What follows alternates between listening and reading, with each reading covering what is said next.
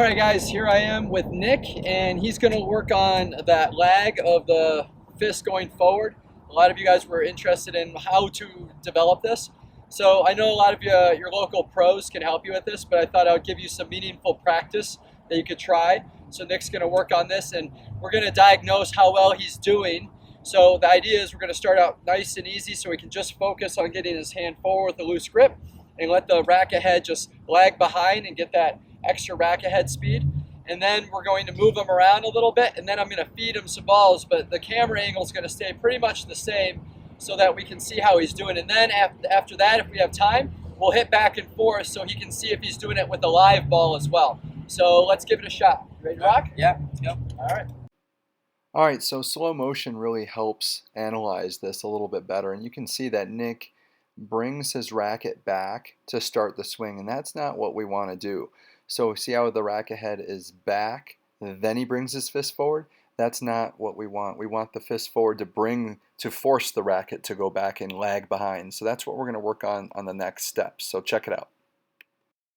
All right, so if someone's not getting it very well, that seems pretty good to me, but we'll have to slow motion it a little bit later. But the idea is we're gonna have Nick kind of stop doing this right away. He's gonna be here. So I'm gonna have him hold it here, right by his side pocket on his right hip, and then when the ball's coming, he's just gonna lead with his fists and go through the ball with a relaxed grip. So I want him right here. So we're gonna start with a little slower progression. So that's where you probably wanna be for the first part until you get that part. Then we'll build from there, okay? So I want your racket kind of there. Perfect. You're gonna start, okay? Here we go. So even with this tip, it's still really hard to do. You can see Nick is still struggling to get that lag on the racket head. So I want to make it clear that this is going to take some time, and eventually Nick will get this, but right now you can see that the racket head is behind the handle before he starts the swing.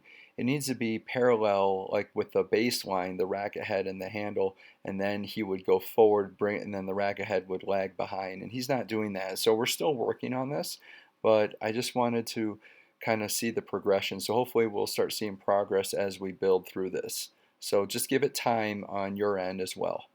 Good. That looks pretty good to me. So the next thing, the only other thing we want him to do before he starts moving is incorporate his legs. His legs aren't moving much. So you can see his right leg is kind of staying stationary. If you watch like the really heavy hitters, Wawrinka's a great one to watch, is his right hip kind of swings around. So now we're going to have Nick do the turn, and he's going to try to get the hip to come around with the swing so he can incorporate it all before he starts moving. Ready? All right. All right, this is definitely not necessary for someone to get the lag, but I feel like once you start incorporating the entire body into the swing, the sooner you do that, the more you're going to feel comfortable with getting the most out of the swing with the racket head speed and the power and everything.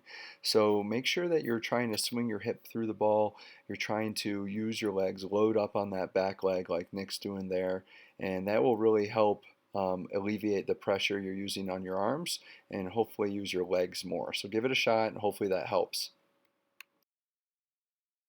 Good, good. So that looks pretty good. So the only thing is when Nick has this grip and you start tightening, so if he's loose, now tighten your grip once. See how the racket goes up. You don't want to have the racket up because then you're going to hit the top of the ball and it's going to go in the net. That's why when you're in trouble and you tighten up, you're going to hit the ball in the net a lot, or it's just going to act like a brick wall and fly on you. So he's got to make sure he stays loose right in here so he can relax and get under the ball and lift. So now I'm going to make a move. All right, here we go. So I'm going to go back and forth kind of. Okay.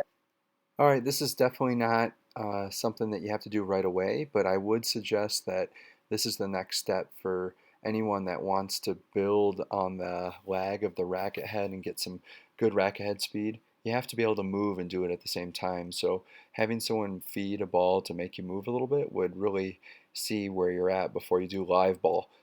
So you can see where Nick is just keeping that racket behind him, and he's really not keeping it parallel to the baseline and just dragging it, or bringing his fist forward. See how it goes back, and then all he does is go forward. So he loses so much potential in racket head speed. So we have some work to do, but it's definitely a start. So hopefully you guys are seeing some progress in your development as well. Lots of spin, looking pretty good. So the next thing is we're going to see how he does by spacing, his depth perception with the ball coming at him from an angle. I'm pretty much standing right next to him. So now we're going to work on him seeing the ball come at him, and he's going to work on trying to do that same thing. Now, you don't keep moving forward. Nick's been doing this with me for a little bit, so he's pretty much getting, he just needs some live ball and some feeding.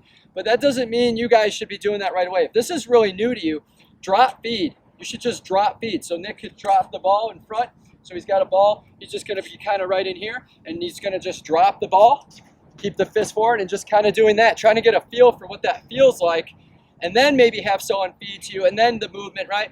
But you got to progress at the right speed that's appropriate for you. Everyone's different, all right? And Nick knows that because he teaches a lot of kids, and he's not going to move on until the kid masters a certain skill that will get him better for the next one. So keep that in mind. So now we're going to do the feeding, okay? Cool? All right.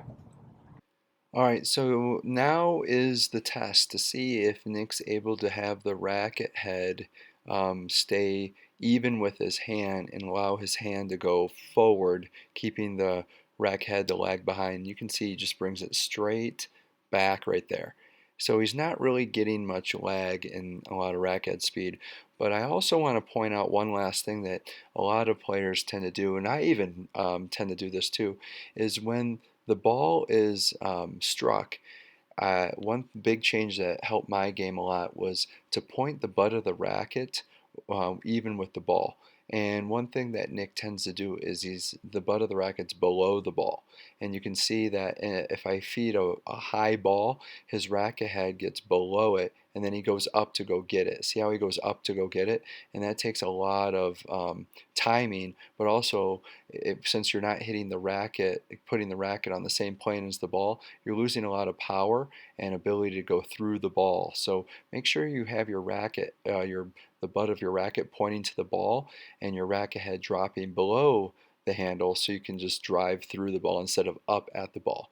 So that's just another side note of something that Nick's going to be working on. So hopefully that helped you guys, and keep working hard, and I'll have more videos on the progression and tips on how to improve this. Good luck.